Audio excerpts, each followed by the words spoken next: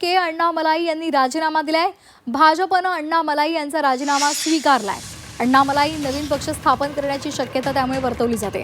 आताची महत्त्वाची बातमी आपण पाहतोय। तामिळनाडूमधून ही सगळ्यात मोठी राजकारणातली बातमी समोर आली आहे की अण्णामलाई यांचा राजीनामा आणि भाजपनं अण्णामलाई यांचा राजीनामा स्वीकारलेला आहे।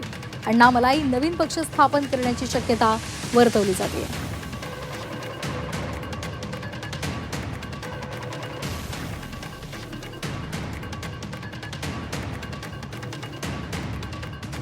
उर्वशी कोणा आमच्या प्रतिनिधी आपल्या सोबत जोडल्या गेलेले आहेत। उर्वशी, काय या संदर्भातले अधिकचे अपडेट्स आहेत?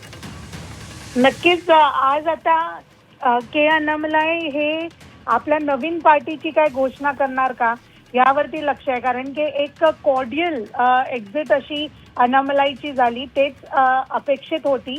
अण्णामलाईने हे रेझिग्नेशन हे राजीनामा देण्या वेळी ते स्वतः इथे दिल्लीत येऊन अमित शाह यांना भेटले, नितीन नबीन यांना भेटले आणि आपलं राजीनामा सोपलं। एक कॉर्डियल एक्झिट कशा प्रकाराने व्हावी ह्याच्यावरती पण एक महत्वाचा जो आहे मुद्दा होता। मात्र कॉर्डियल एक्झिट झाली आणि आता जेव्हा अण्णामलाई स्वतःची पार्टी घेऊन येणार याची चर्चा सुरू आहे।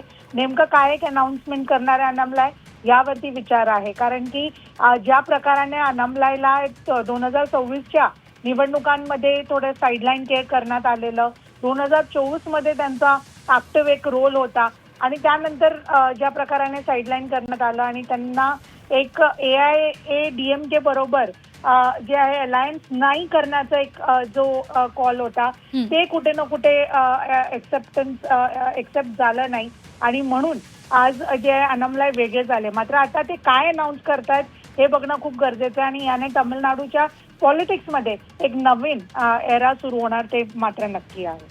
अगदी धन्यवाद उर्वशी, आपण दिलेल्या सविस्तर माहितीसाठी।